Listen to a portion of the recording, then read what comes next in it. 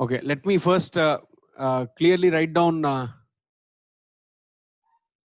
what all accounts would be prepared in debtors method separately. Then I'll come to stock and debtors method. Okay.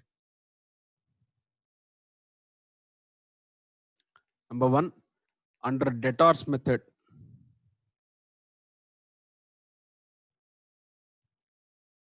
what all accounts do we generally maintain? Let us write them first. Okay.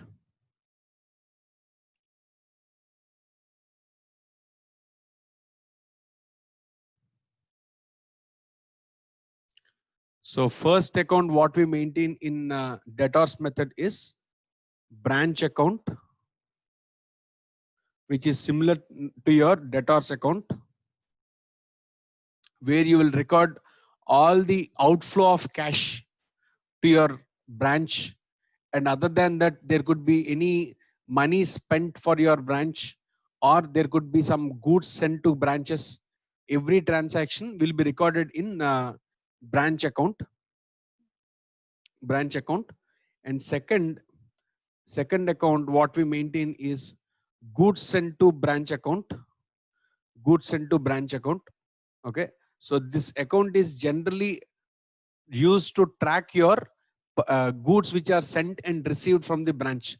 That is, any movement of goods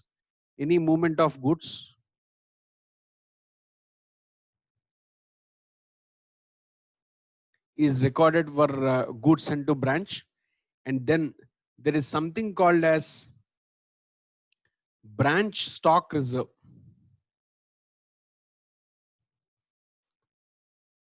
Branch stock reserve which is created. This is specifically for the purpose of unearned profit or else unrealized profit. Unrealized profit in closing stock.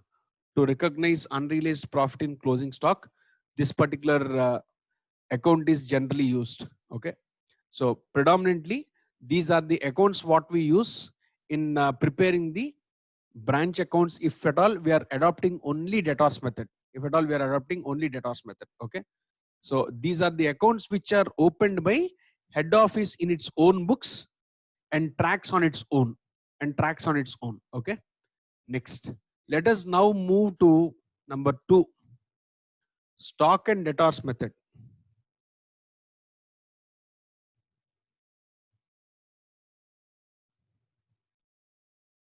Okay,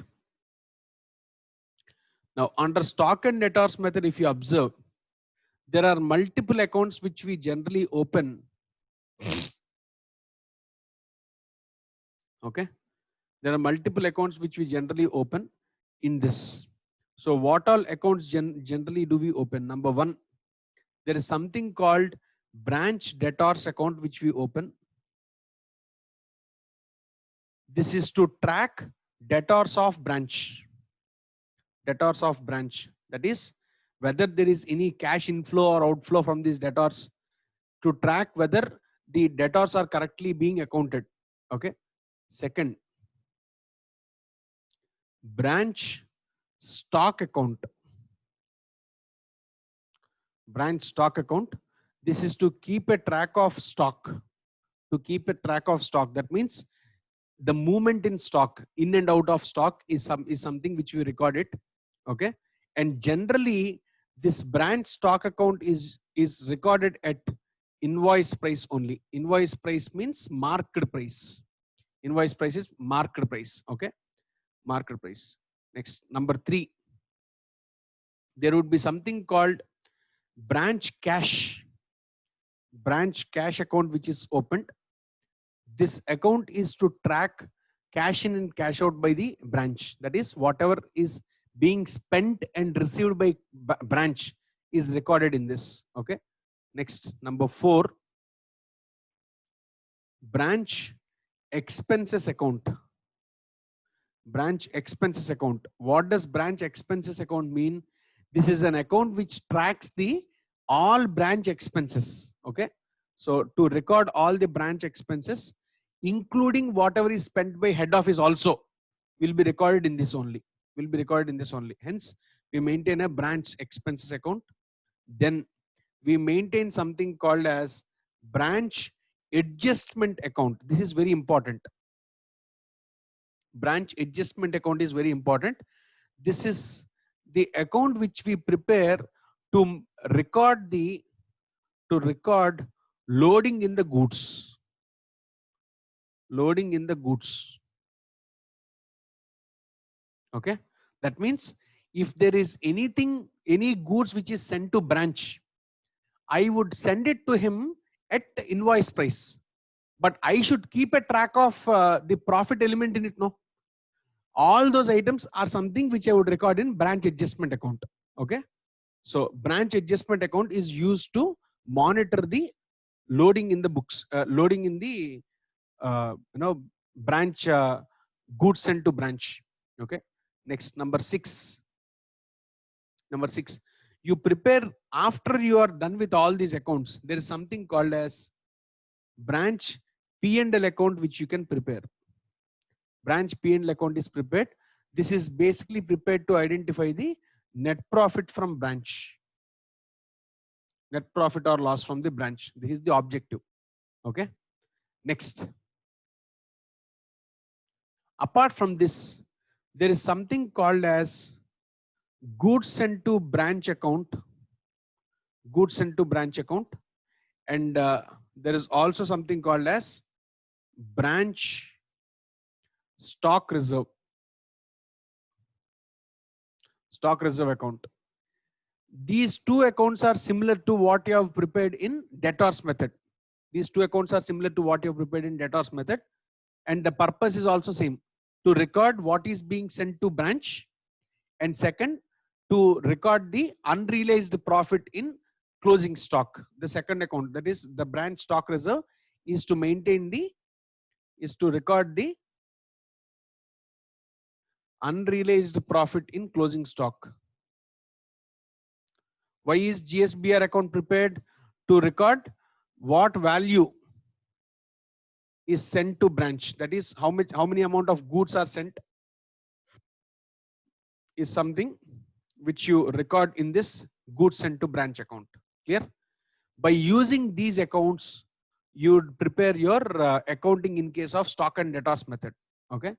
Predominantly in your examination, if you observe, questions are based on debtors method only most of the cases. However, if you would like to twist you, only then it comes to stock and debtors method. Even if it is stock and debtors method, there is nothing to panic. There's nothing to panic. If you adopt this sequence of events correctly, you can solve the problem very easily. Okay.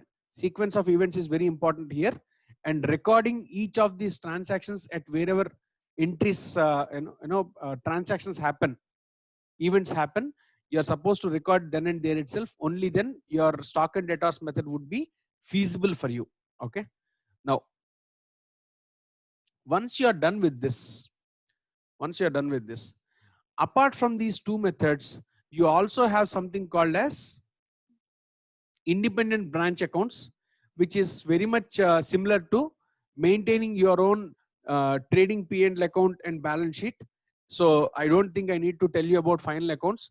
Only important aspect is whenever you have a independent branch accounting,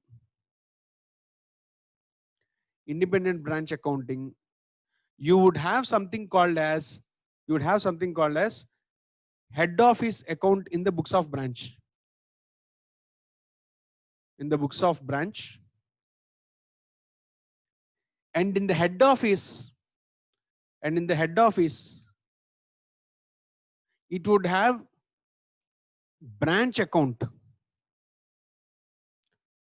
in the books of head office. Okay. These two accounts should properly be reconciled whenever you are going ahead with independent branches. Now, let me just give you a. All right. So there is a question here. How can we get perfect with sequence as I lost my marks in the last attempt? Okay, fine. So let me tell you. The only alternative for you to get perfection with stock and debtors method is, you are supposed to, when you read the question, you are supposed to see which item falls first. first number your entire sequence of events. Okay, identify what all accounts would get impacted, right? And always what I suggest to any student is, irrespective of whether that account is going to have an impact or not, open all the 7 accounts, open all the 7 accounts, and then start answering. Okay, take half of page of each of these accounts, and open all the 7 accounts, and then start answering for each of the item. See where all impact would be there. Okay, so by doing that, what happens is you will not miss on one of the accounts, or miss out on one of the entries. Okay, so this is the only option what you can do, and you need to be extremely cautious. That's all. You need to be cautious. All right. So what we have seen till earlier 2 minutes back is, we have seen first debtors method, then we have seen stock and debtors method, what all accounts are used. Now what we are looking at is independent branches, how accounting is done in independent branches. In independent branches, as I initially started with, accounting is similar to normal final accounts preparation. Only difference is, instead of capital account, there is something going to be called as head office account in the books of branch. And in the head office books, there will be account called branch. That's all. These are the two accounts which you are supposed to reconcile correctly before closing the financial statements. Okay. Now, what sort of items can happen? What sort of items can happen in between these two branches? So whenever you have an independent branch, the problem comes is, there could be goods in transit from, it could be either from HO to branch or branch to HO, or branch to HO. Now, another item which could be possible is cash in transit. Cash in transit. Again, this also, it could be HO to branch or branch to HO. Predominantly, these are the transactions which you would see. Okay. In either of these cases, accounting is very simple. Accounting is very simple. Accounting, what is supposed to be done here is, you are supposed to record rectification entry only in the receiver's books of accounts. That means you are supposed to see the flow of transaction. Flow of transaction. In the originator books, it should have been already accounted. It should have been already accounted. There could be some transactions which he specifically says it is not accounted in the receiver's end. In such case, be it goods or be it cash, in either of these cases, you are going to record it. You are going to record it in the recipient's books only. Okay, that means if goods are in transit from head office to branch, that means in branch you are supposed to add the stock value. Okay, other way around, if branch has sent goods to head office, in which case you are going to recognize the inflow in head office books. Okay, another wise, cash in transit from head office, cash has gone from head office to branch, in which case in branch books you are supposed to recognize the cash receipt. Otherwise, from branch it has moved to head office, in which case you will recognize in head office books. Predominantly, these are the places where students generally go wrong. Okay, apart from this, what sort of rectifications are possible? There could be instances where cash is collected by head office on behalf of branch,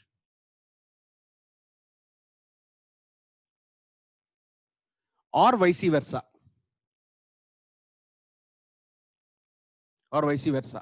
Okay, in either of these cases, you are supposed to see in whose books it is not accounted, accordingly record in that particular account. That's all. Okay, so broadly, these are issues what would come in the books of head office and branch whenever it is an independent branch. Clear? Now, another type of independent branch is basically what we call as a foreign branch. That means when an entity has got a branch abroad, then I call it as a foreign branch. Then I call it as a foreign branch.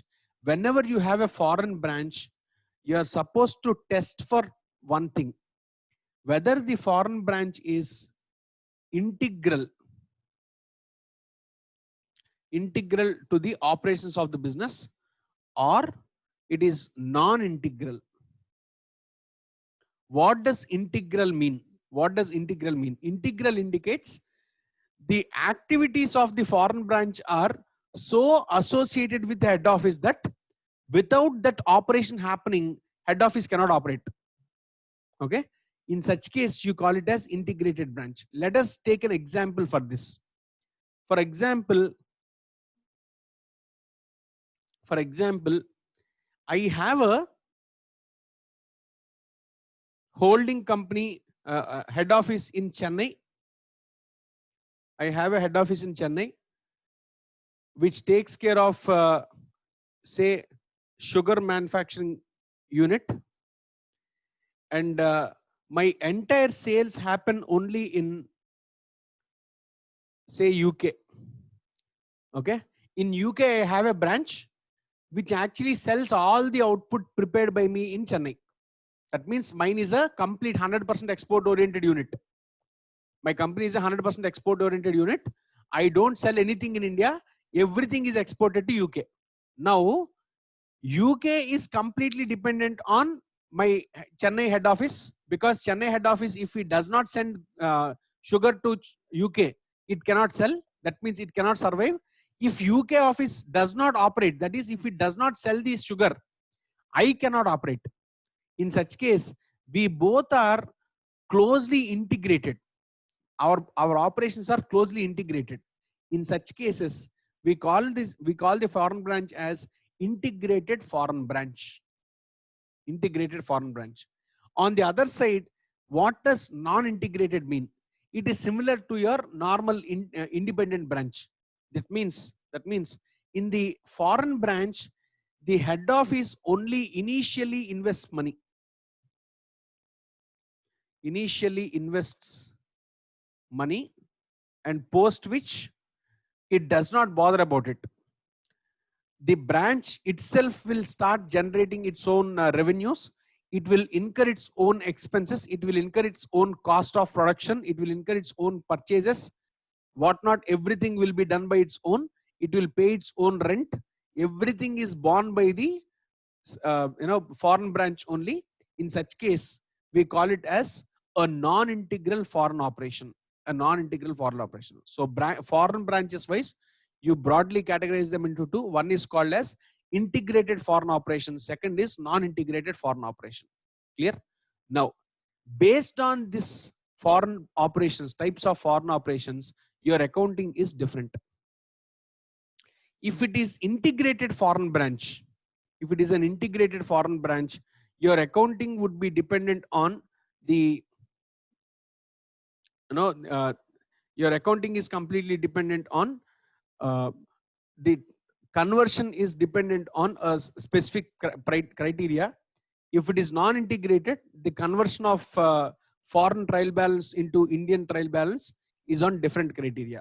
Now, since we have come to this juncture, let me talk about AS11, which gives you a detailing about three aspects. Number one, how a foreign currency transaction should be accounted. Foreign currency transaction should be accounted. Number two, how a foreign financial, that is your trading P&L account and the balance sheet should be converted into Indian rupees. Third, AS11 also gives you an insight on forward transactions. Forward transactions. Okay. Broadly, these are the three things which is talked by AS11. Okay. Out of this, we are right now concerned only about how foreign financials are to be converted into Indian rupees. For this, standard suggests you to identify whether the foreign operation is a integrated foreign operation or non-integrated foreign operation. Okay, this is the broad classification which we are identifying. Now, if it is identified that the foreign operation is basically a integrated foreign operation, your accounting would be done like this. So if it is integrated foreign operation, okay,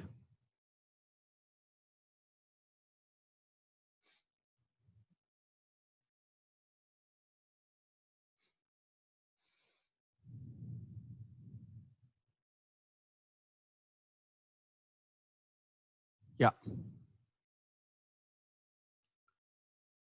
So if it is integrated foreign operations, you may have multiple items in your balance sheet. All profit and loss account items are converted as per the date of the transaction, or else average date is taken to convert. Okay, but when it comes to balance sheet items, look at these items. Number one, there could be opening stock in your books of accounts. There could be opening stock in your books of accounts. Opening stock is always taken at opening rate of opening rate. That is the rate in the beginning of the year. The rate in the beginning of the year. Okay. Next, any nominal items, nominal transactions. That is all your incomes and expenses. Nominal transactions. These are recorded at average rate. Let me tell you, generally these are supposed to be recorded at the same rate on which transaction happened, but it would be difficult for us to track 365 rates. Hence what we do is we will go by average rate. We will go by average rate. Okay.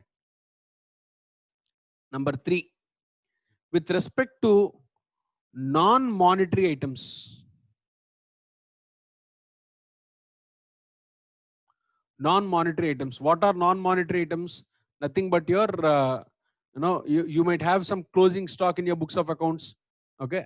So all such non-monetary items, you are going to take example, closing stock. In the balance sheet you may have. Okay. So these are generally valued at cost. If they are valued at cost, rate supposed to be taken is the date on which it is purchased.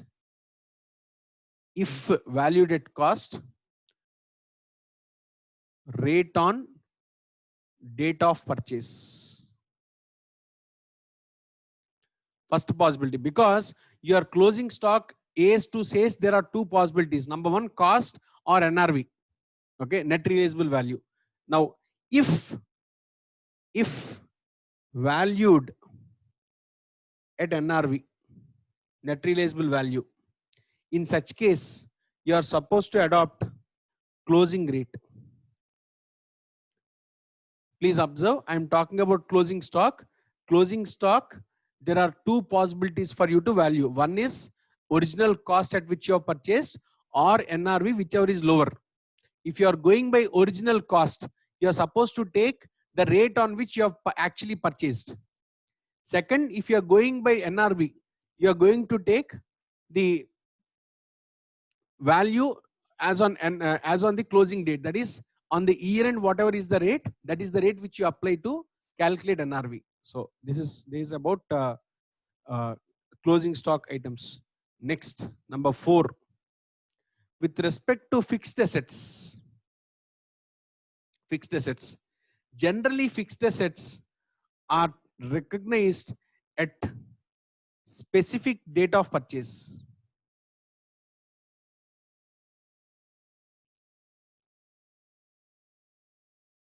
Okay, that is, they are recognized at specific date on which it is purchased.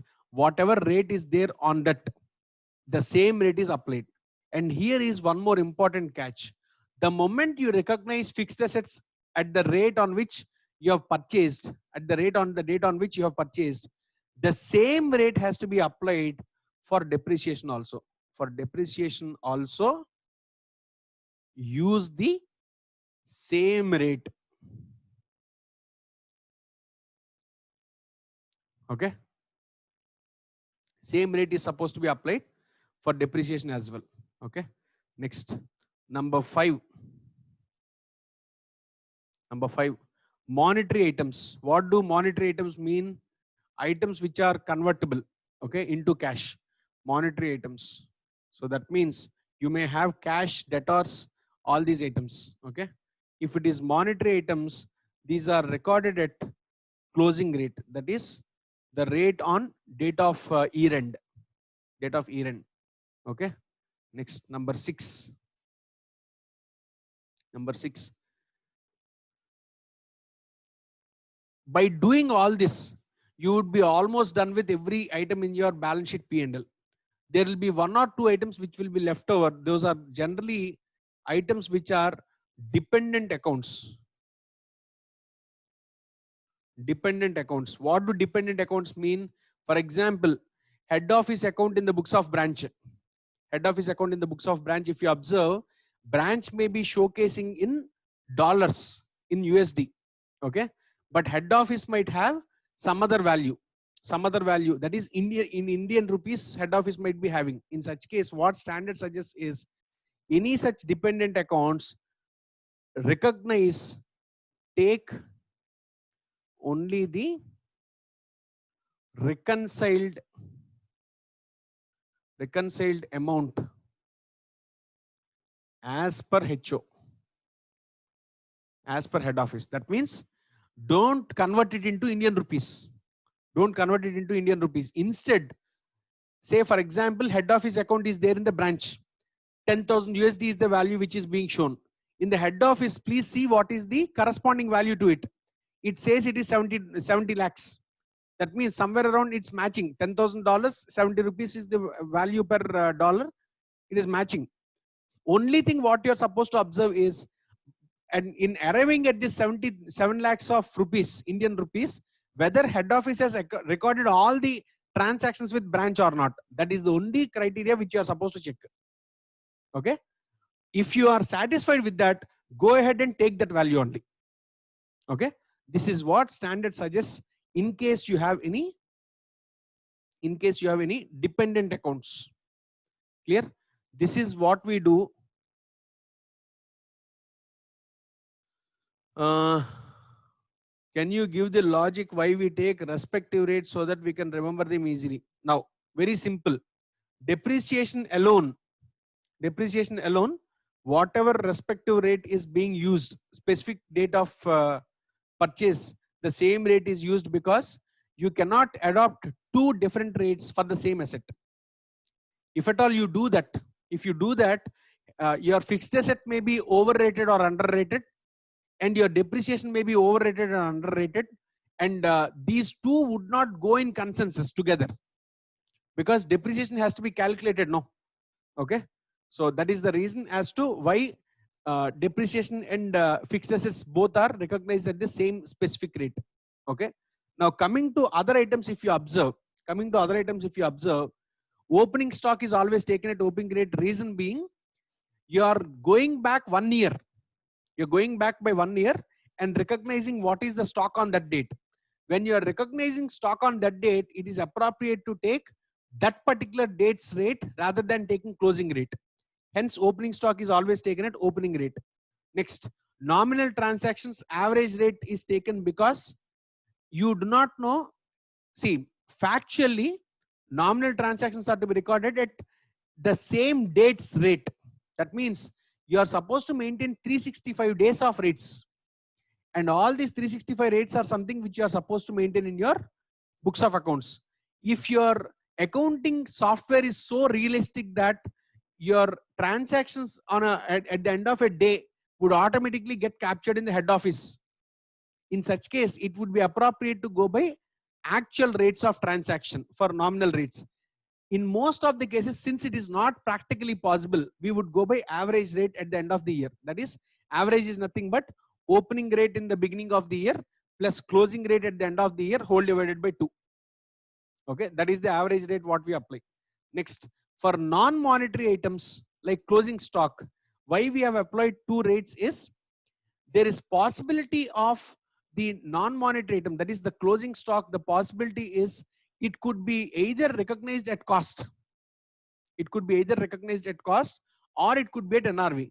If it is recognized at cost, you also take the rate on which it is purchased. Okay, so that is the logic as to why we are using rate on date of purchase if it is recognized at cost. If it is recognized at NRV, NRV is something calculated when only on the closing date, that is your financial year end date. Hence I am asking you to take closing rate if it is NRV which is adopted. Okay, next, monetary items always closing rate. Logic is absolutely simple in this. Monetary items means what? Something which is related to cash. Okay, something which is convertible into cash.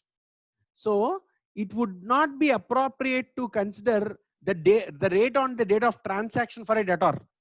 Instead, it would be appropriate to take the closing rate, because on the year end, this is the actual amount which I would be receiving. Yes or no?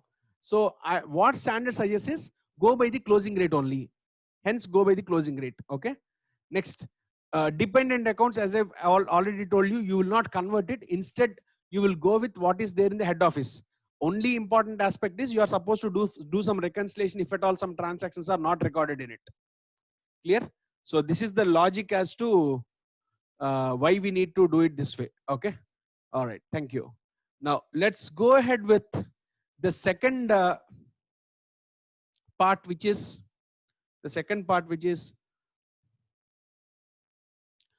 non-integrated foreign branches.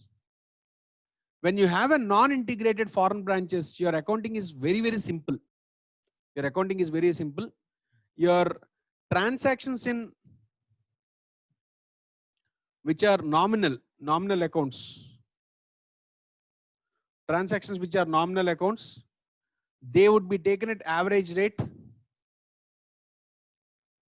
Okay. And all other accounts, that is every item in the balance sheet, is recorded at closing rate only.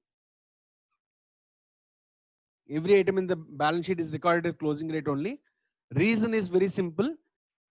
First of all, I just invested money in the branch abroad. Okay. Post which I have not transacted anything with the other party. I just invested and left it off.